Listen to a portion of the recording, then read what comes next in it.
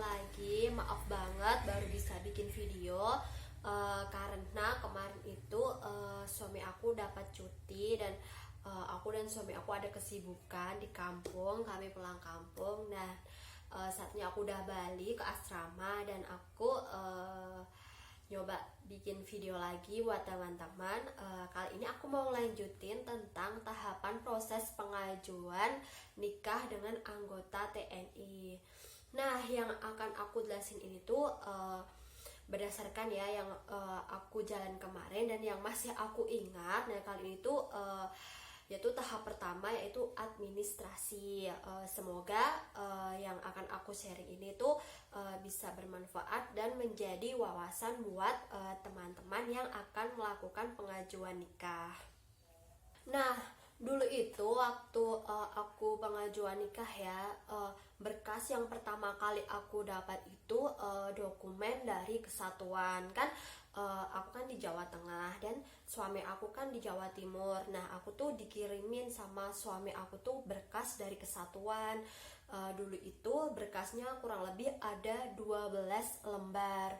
Dan sama suami aku tuh satu lembarnya tuh dia fotokopi menjadi 10. Jadi 12 lembar itu satu lembarnya difotokopi 10 lembar.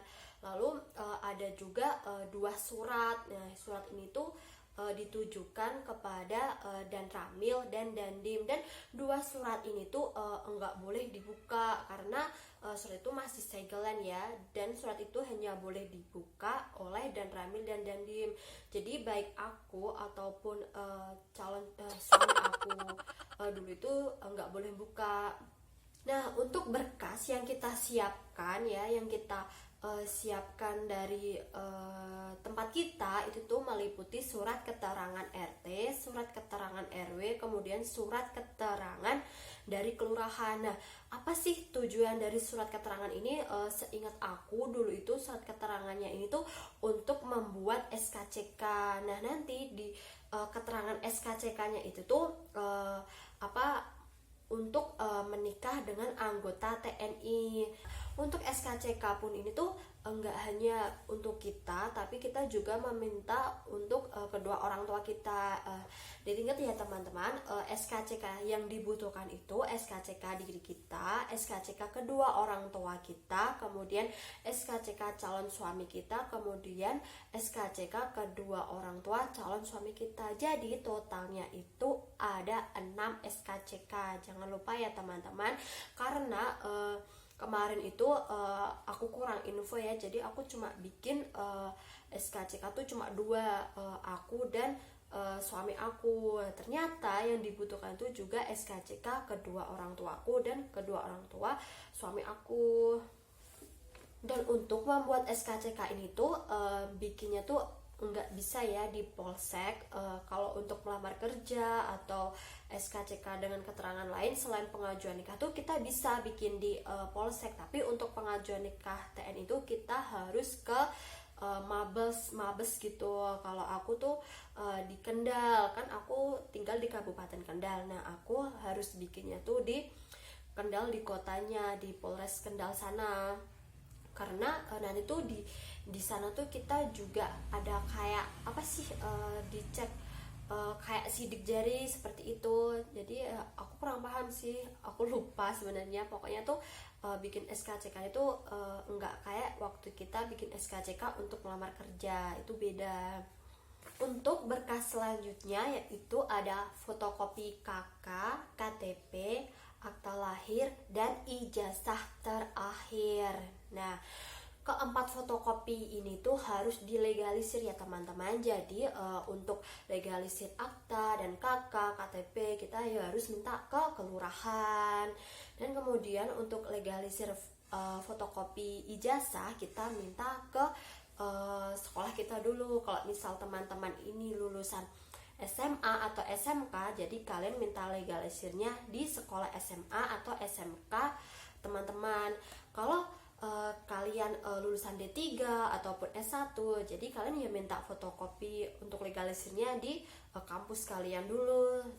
Jadi untuk berkas-berkas tersebut ya teman-teman harus difotokopi sebanyak-banyaknya. Misal nih ya satu berkas misal ijazah gitu kan yang mau kita fotokopi tuh jangan cuma 5 atau 10 lembar, tapi teman-teman fotokopi misal 20 lembar gitu. Jadi saat kita minta legalisir tuh sekaligus banyak gitu. Jadi kita nggak bolak-balik kalau misal nanti ternyata kita kekurangan atau butuh legalisir lagi. Berkas selanjutnya yaitu foto dengan background biru. Nah, saat kita akan mencetak foto, jangan lupa teman-teman kita sudah mengenakan seragam persid tanpa lencana. Nah, kenapa tanpa lencana? Karena kita kan baru mengajukan nikah ya, belum resmi menjadi persid. Jadi kita dilarang gitu ya untuk memakai lencana. Nah, untuk pengajuan ini bagi yang muslim ada fotonya tuh dua versi, yang pakai hijab dan yang enggak pakai hijab. Nah, oke teman-teman, aku bakal jelasin fotonya itu apa aja ya. Jadi foto-fotonya itu ada yang foto kita sendiri pakai hijab dan foto kita sendiri enggak pakai hijab. Kemudian ada foto abang kita sendiri. Nah, kemudian selanjutnya itu ada foto gandeng ya. Foto gandeng itu foto berdua kita dan calon suami kita.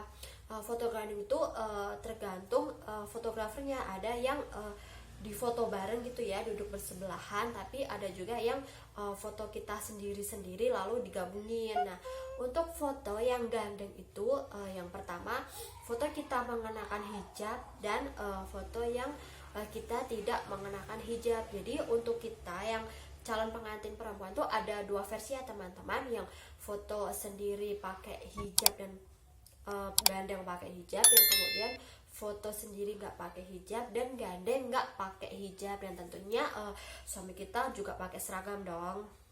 Nah, foto-foto tersebut jangan lupa menggunakan background warna biru ya teman-teman. Nah, untuk buat teman-teman yang nggak pakai hijab atau pas kita yang foto nggak pakai hijab, model rambutnya harus gimana? Nah, model rambutnya harus dikucir di belakang, kalau nggak digelung gitu ya, kayak model pramugari, kayak yang dikucir di bawah gitu. Yang penting tuh rambut kita tuh rapi dan tidak menutupi telinga. Dan juga kita saat foto tuh juga nggak boleh menggunakan perhiasan, nggak boleh menggunakan anting-anting ataupun kalung. Nah, jadi nggak pakai lencana, nggak pakai anting-anting dan nggak pakai kalung. Jadi tuh emang bener polos gitu. Jadi biar kelihatan jelas kita gitu.